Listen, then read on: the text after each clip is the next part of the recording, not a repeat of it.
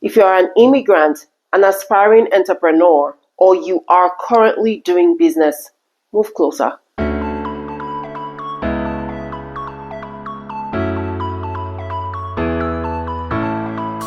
Welcome to Let's Talk Business, a podcast and a conversation platform where we discuss strategies and compelling conversations about achieving entrepreneurial success, especially as an immigrant. I'm Damlola Ajibade. I'm your host, and I am an advocate for immigrant entrepreneurs.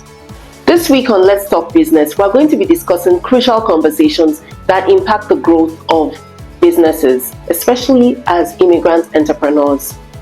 We're going to be discussing those limiting factors that impact the growth of our businesses when it comes to regulations and compliance with regulations. Do you know what regulations guide the business in which you operate? Whether as a hair maker, as a food maker, as a cook, as a chef, as a cloth maker, have you found out what regulations impact your business? Or if your business, or if the sector under which you operate your business is regulated? This is one very important factor that we need to consider as immigrant entrepreneurs.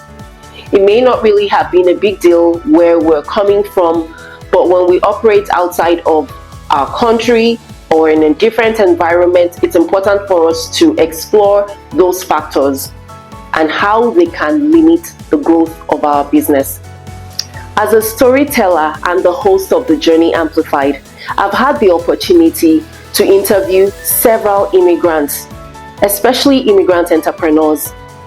And I think about the fact that there are so many more entrepreneurs and immigrants out there that have the opportunity to make a spotlight or that have the opportunity for further growth within their businesses. But many of us are so limited because we have failed to understand the regulations and the requirements that guide our businesses or the practices under the business or the sector where we operate. Let's talk about the risk involved. I once heard a story about someone who went to make her hair in the house of somebody within her community. Unfortunately for her, she had an accident and her scalp got burned. She went to the hospital to get it treated, and she was being questioned by the nurses there. They wanted to know how she had got that kind of injury on her scalp. And so while she mentioned it, they tried to get details of the person or the vendor who was making her hair. They got to find out that this vendor was not licensed, that this vendor was making hair using chemicals, because she got the injury by a chemical that was applied on her scalp. And they got to find out that she was applying this chemical as an unlicensed cosmetologist, that she was doing this from home within an unlicensed environment. And so they put a call to the city officials, and there was an inspection done at that vendor's house. Fortunately for the vendor, she only got a warning to stop that because she wasn't licensed or she was not equipped to do the kind of work that she was doing. Other risks that we tend to face. Let's say, for example, you're a chef or a cook making your food from home. Have you thought about your insurance in the case of an accident? Have you thought about the neighbors in the case of an accident? Is that the right place as a chef to do your business? The risk factors are just a lot that we cannot count everything at this time. But these risks also pose limitations for us and for our businesses. Honestly, when I think about it and about my passion for the growth of immigrant businesses, we have so many fantastic services, so many fantastic products. Each time I go out and I talk about our food, I'm Nigerian, and so I'm very passionate about the Nigerian jollof rice. And I hear people say, oh, I want to get a vendor to make this for me. Are they licensed? Do they have a kitchen? Where can I find this person? Sometimes I just think back, like, how do I refer this business if they are not within the proper regulations for their business? Something I find people very interested in within my community as well is our meat pies. I've shared my meat pies with friends outside of my community, with other cultures, and I find that the Nigerian meat pies are so tasty and people want to get more of them. But unfortunately, because there is that limitation of access to be able to reach someone who makes pastries, we're not able to make proper references, and it's limiting us being able to get our businesses out there. Let's think about it. We limit our businesses within our community, but there is more businesses and more opportunities outside of our little communities. How can we harness the market outside our immediate immigrant community? Let's think about it. The market out there is huge. It's really beyond our immediate community. There are lots of people who are interested in buying from immigrants because we have unique products, we have unique services. Every time I go out dressed up in my African attires, whether it's my kimonos made from Ankara, I always ask people, how did you get this? Do you have the vendor here? I have someone ask me during the Black History Month recently that did I get this shipping from Africa, that they're just wondering where we get these colors, because they love the colors.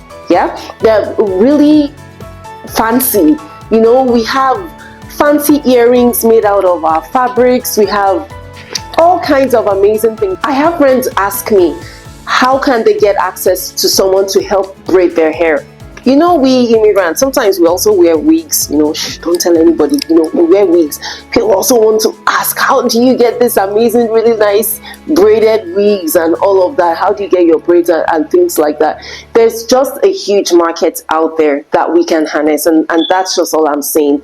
It's first of all by understanding if our businesses are regulated, what are the regulations that we need to meet?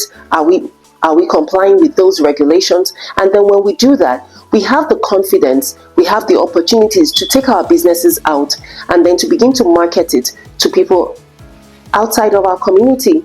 Something I love doing is eating out. And I really love to eat out at Asian restaurants or to even order a takeout.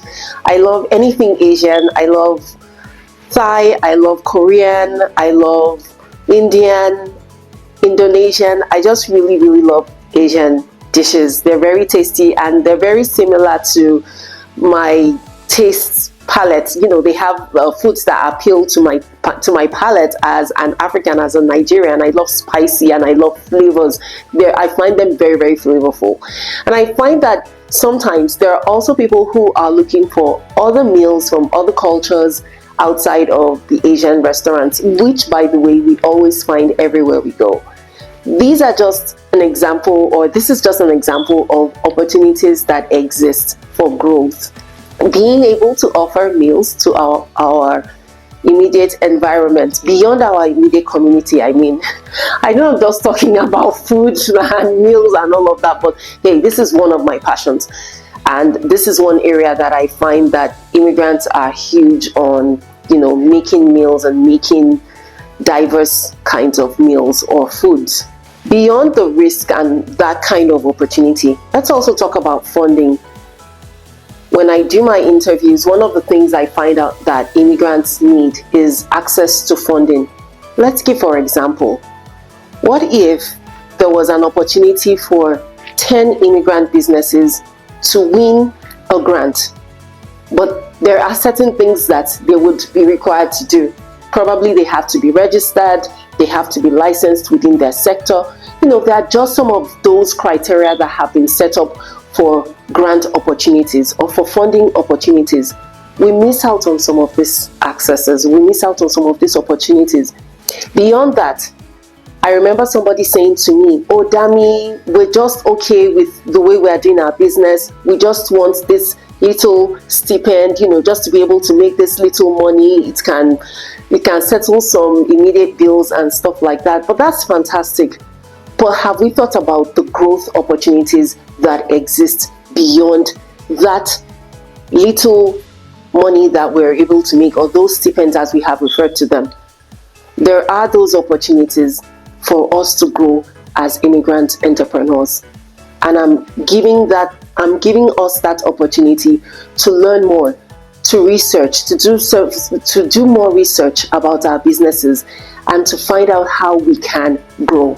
This month, as we celebrate International Women's Day, I'm going to be gifting 3 amazing women who are entrepreneurs with some toolkits thanks to our sponsors and friends at PhD Consulting. The criteria for this is you have to be subscribed to PhD Consulting on Instagram. You must be subscribed to The Journey Amplified and send a message in the comment section saying, let's talk business. So you're asking, what are these gifts? Yes, so one amazing entrepreneur is going to get the opportunity to have her business plan made.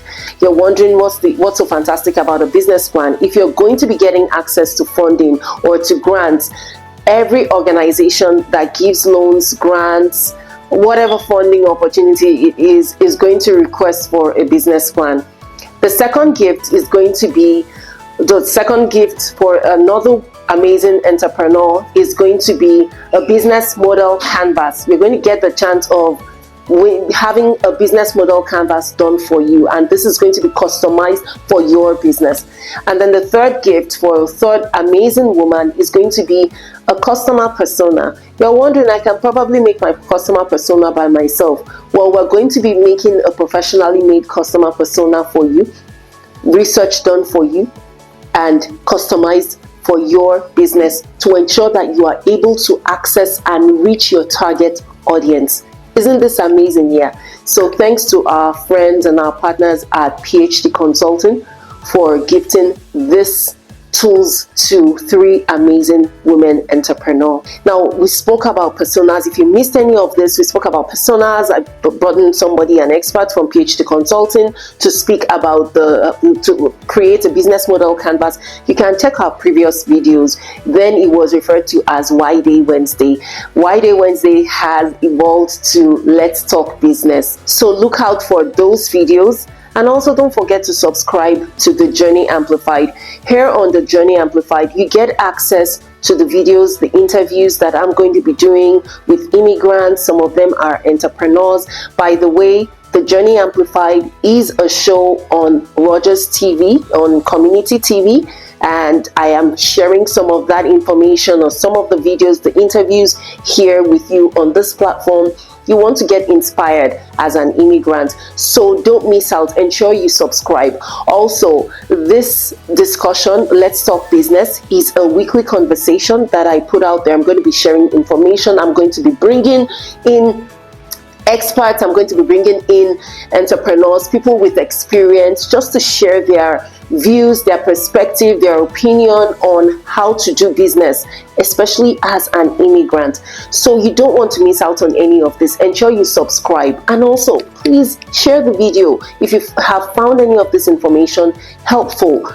Make sure you please share with somebody, and I'm sure they'll be glad that they have access to this information. Thank you once again for stopping by. Thank you for your time, for listening. And if you want to be one of those 3 lucky women that are going to get access to those amazing tools to help grow their businesses, just put in the comment section there, Let's Talk Business, and somebody will reach out to you. Thank you once again for your time, and I hope to connect with you to keep this conversation going, and let's talk business.